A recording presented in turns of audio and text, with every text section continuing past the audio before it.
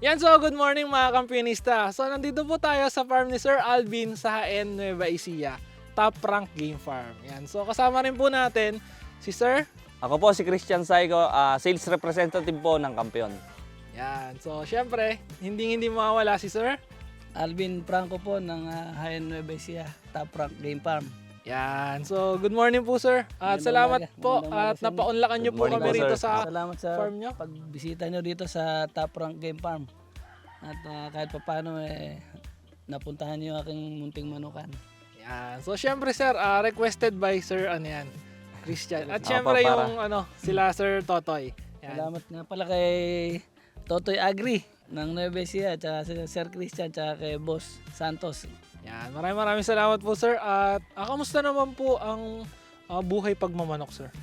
Sa ngayon, ang buhay pagmamanok, medyo alam naman natin lahat. Medyo tumaas ang bilihin, feeds, lahat. Dapat lang talaga yung mga gagamitin natin produkto at gagamitin natin sa ating alaga, yung mga alam natin na may bibigay na buti sa ating alagang manok. Balita ko po Sir na lumalaban daw po kayo sa mga big event. Mga WPC, mga pangmalakasan na derby. Dito sa Top Rank Game Farm, ang ginagamit natin linyada, 3 klase lang.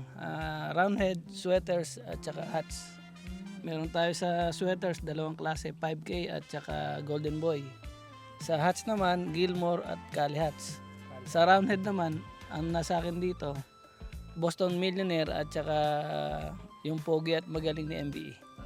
Yung pogi at magaling, na-acquire natin to kay Obama Game Farm. Obama game. Alam naman natin nakakabili siya ng materyales kay Boss Esculin.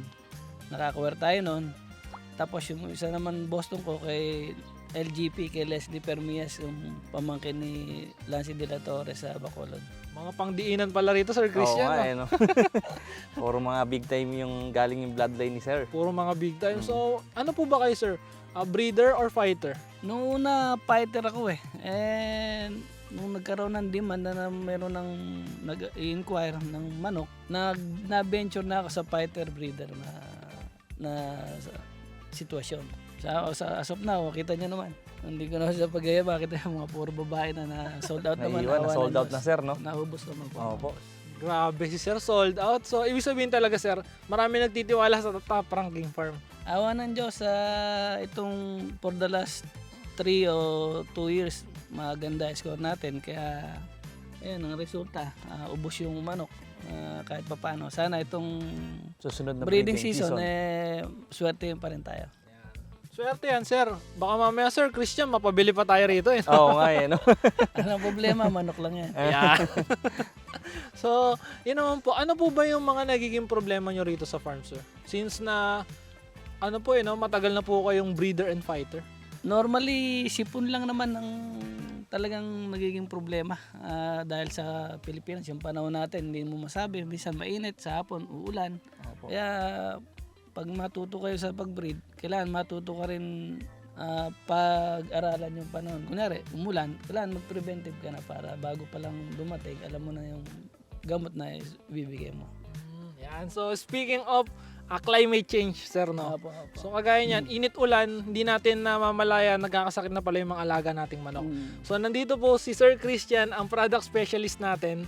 I-explain po natin sa kanya kung ano po yung mga epektibong gamot na gagamitin or mga ginagamit sa mga farm.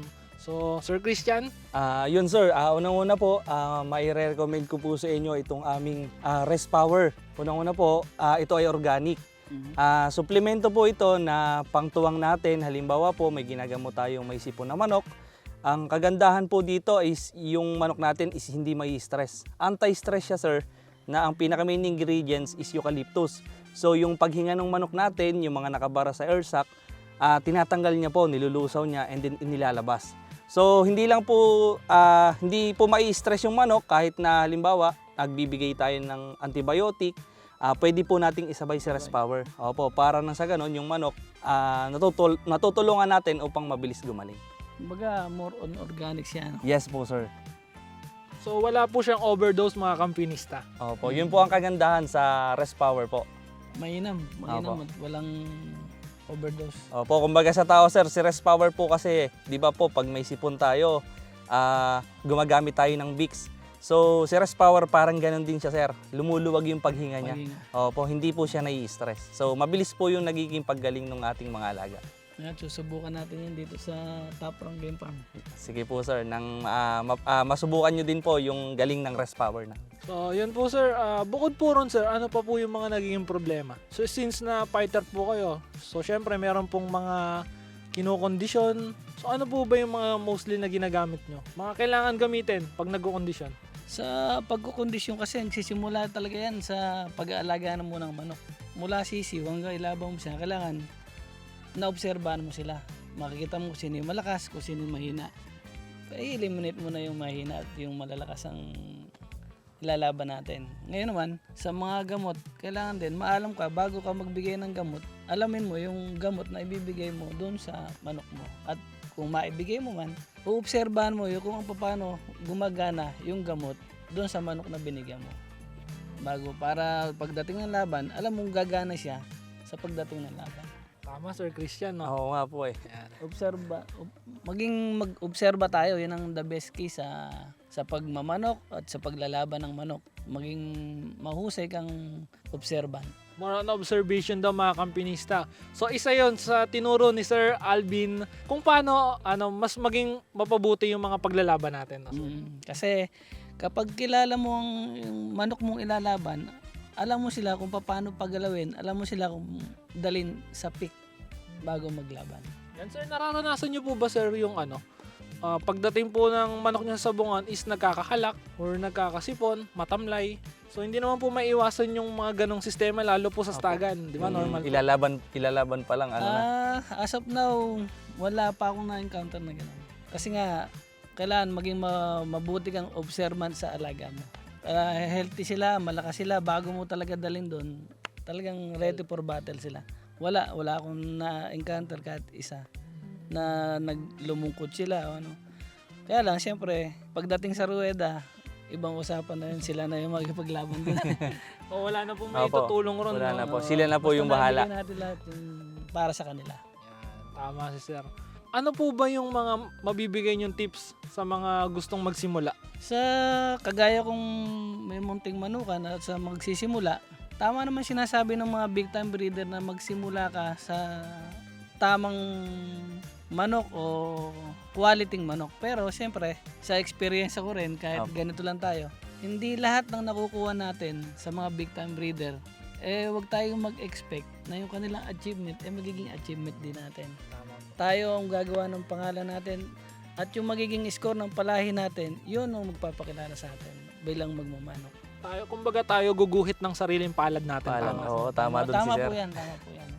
Kahit kasi karamihan sa atin, marami kasing klaseng breeder eh. Totoo lang. Iba-ibang klase, sir, no? Merong commercial, merong sabi hindi sila naglalaban, nagbe-breed lang.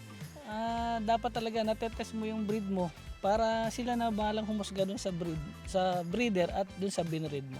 Tama po. Ganon. Siyempre hindi natin maiwasan, meron tayong kanya-kanyang idol. Opo. Na talagang iniidolo natin, pero siyempre nagdaan din sila sa mga proseso para mabuo nila yung kanilang linyada at nagpakilala sa kanila. Kaya dapat tayo ganun din. Wag lang yung magpa-picture. Di ba? Oo, sir. Magpa-picture sa mga idol mo. Walang masama magpa-picture, kaso dapat ikaw mismo na breeder, gumawa ka ng sarili mong magpapakilala sa'yo. Opo. Kahit kanino pa siya galing. Wag mo basta as long as alam mo mamili na quality manok, alam mo mamili ng healthy, at alam mo mag-breed. Sa pagbe-breed, nasa sayo na yun eh. Kumbaga sa kusinero, kailangan meron kang specialty. Ikaw meron ka dapat specialty na magpapakilala sa manukan mo. Kumbaga ikaw po mismo pupokpok sa achievements mo. Ikaw ang maghihirap, hindi yung picture ng big time. Tama, yan yung tip ni sir. So, naranasan nyo na po ba rito sir yung parang peste? As of now, wala pa rin kasi dito sa manukan ko, 4 years, almost 5 years pa lang ako dito. Almost 5 years. Pabago-bago dapat ang range, hindi dapat nag-i-stack sa isang, year na, sa ganitong year, dito ka nag-range, sa susunod sa Ibang pwesto naman. Ibang pwesto naman. Matrabaho, pero sulit naman, maayos ang maging palaki ng mga sisiw, sa range. Opo. Mas okay nga po yung palipat-lipat kaysa po yung mai-stock po ron tapos magkakasakit po yung mga manok, no, Sir Christian? Oo nga po. Di baling gumastos tayo at dito sa mga mahalagang gamot at patuka kaysa gumastos ka sa gagamutin mo yung alaga mo. Gagamutin. Yan. Ah, Yan. So, sir, speaking of mga produkto, sir, meron po kaming ipapakilala sa inyo. So, si Sir Christian, ang product specialist po natin, papakilala niya po yung mga imported, makabago, sigurado, kampiyon. Kampiyon. sige boss, baka malaman natin Sir Christian. So, yun sir, good morning po uli. So, ang kampiyon po ay sa ngayon may 5 produkto which is meron pong bagong lalabas na kasunod pang isa, pang-6 sir. So, itong 5 produkto na to sir ngayon ay ang Respower, yung na-discuss ko po sa inyo kanina, Eurolibo, Nutriwin, tsaka po Turboplox and Phoenix. So, yun nga po kanina, si Respower na i-discuss ko sa inyo. Si Eurolibo naman po sir ay para po ito lalong-lalo na sa ating mga inahin na nagkakaroon ng, halimbawa, di natin maiwasan nagkakaroon ng sapola. So, napakabisa po nito sir na gawin nating maintenance sa kanila upang sa ganun maging maganda yung produce nila ng egg. And then, kagandahan din po dito sir, pwede din po sa ating sisiw na maintenance kasi po maiiwasan natin yung magkaroon sir na tinatawag na mycotoxin. Opo, na nagiging sakit din po sa dating po sa sisiw tsaka po sa ranging. So, kagandahan po dito, pinoproteksyonan po yung liver kung saan yung pinakamahalagang parte po ng organ ng manok natin na sumasala sa lahat ng kinakain nila or iniinom na gamot. So, napaka-importante nun kasi po pag hindi nag-function na maganda si liver, ay hindi din po magpe-perform yung manok natin at yung katawan po nila ay babagsak. Tama naman. Opo. So, sumunod naman po ay itong Turboplox namin. Turboplox po namin ay isang uri na antibiotic which is ang pinakamabisa pong experience namin na nasubukan po din ng marami, isahalak. So, Then, mas maraming opo. magmamanok ang nakaka-encounter niyan. Opo, yun. Walang magmamanok nang hindi nakaka-encounter niyan. Opo, yung mga natutuyong sipon or plema sa loob ng ano. So, si Turboplox po, hindi lang po panghalak, pwede din po siya halimbawa, merong yung tinatawag na prolapse or yung parang umuusli po yung puwitan ng manok natin. Parang almoranas. Opo, parang ganon. Pwede din po siya na gamot doon. So, halimbawa sir, kahit sa sipon at halak, yun nga po, gaya ng sabi ko kanina, yung Respower po, pwede nating isabay. Para nang sa ganun, yung manok natin, hindi siya may stress. Opo, mabilis yung magiging paggaling niya. Pag po ginamitan natin ng Turboplox at sinabayan natin ng Respower. Opo, wala. Yung Respower po ay walang contraindication na isabay natin sa kahit anong gamot po na ibibigay natin. Dahil Organic po siya. Opo. Sumunod naman po sir is yung Phoenix namin. Yung Phoenix po ay isang uri din ng antibiotic na chlorphenicol po. So, pwede din po siya sa lalong-lalo na sa mga mycorrhiza or yung namamaga yung mukha, sir. Pagka po yung sipon ay natutuyo na dun sa loob. So, napakabisa nito, sir. Siguradong didilat yung manok once po na ginamitan natin ng Phoenix. Opo. Pwede din to sa tinatawag nilang one eye cold. Yes po, pwede din po sa kalapati yan, sir. may ano po tayo, may packaging na pang kalapati rin, yung tinatawag nilang one eye cold sa kalapati. Sa manok, Meron din po pala sa manok. Nangyayari din yun sa Opo, yun. Pwede po ito, sir. Napakabisa po nito sa one eye cold. Meron din po pala, sir, sa manok. Meron na. Opo. At then, yung panghuli po namin is yung Nutriwin. Multivitamins, amino acid po. So, syempre, sir, sigurado pong alam nyo na napaka-importante ng amino acid sa Lalo manok. na sa paggagayak. Paggagayak po, syempre dito po dinidevelop yung muscle natin. Siya po yung nagde-develop ng muscle. So syempre sa panlaban, syempre kailangan parang tao yan na physically fit po pag nilalaban po natin. Bago ilaban. Opo, so Oras ng laban. yung Nutriwin po is pwede rin po sa sisiu na halimbawa po may ginagamot din tayo para po mabilis yung recovery nila. Pwede din natin silang bigyan after natin gamutin ng Nutriwin.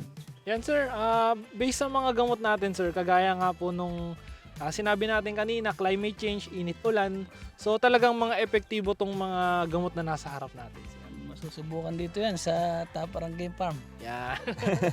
Yung malaman natin ng tibay ni Taparang, ang tibay ng gamot. Yes po, malaking bagay po yan sir, si Campion Products po para mas din sir, makadagdag din po sa sa kalusugan ng ating mga manok.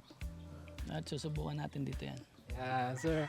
Meron po ba kayong ano rito? May mga sipon or may mga halak para mapatunayan po ng produktong kampiyon yung mga sinabi ni Sir Christian kanina.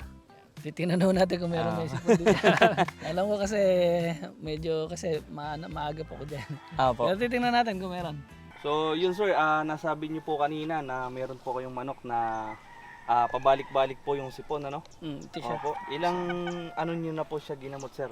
Medyo madami-dami na rin natikman na gamot to sa ibang brand, pero subukan natin baka dito Opo. So yun nga po sir, gaya po nung in-explain ko kanina, yung Phoenix po pagka po medyo malala na, ito na po yung ginagamit natin. So subukan po natin dito sa manok nyo na ang gamit po nito sir ay 2 drops po sa umaga, 2 drops sa hapon. In Ilang 3 to araw? 5 days po. Okay. Pagka po halimbawa nakita nyo na bago na po or gumaling ng 3 days, diretso nyo pa rin po. Para po talagang totally mawala yung Up sipon. to 7 days. Opo. And then para po hindi ma-stress din yung alaga natin, yun nga po yung rest power, sasabayan po natin para na sa ganun yung paghinga ng manok is lumuwag. Opo, totally mawala po yung sipon niya. So sige po, patakan na natin ng Phoenix. So 2 patak lang po sa bibig. Ayan.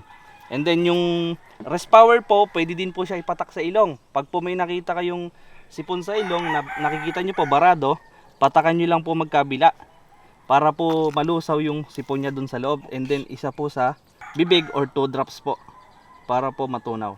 Yan, so mga kampinista, naipakita na ni Sir Christian kung ano yung produkto na laban sa sipon. Sipon.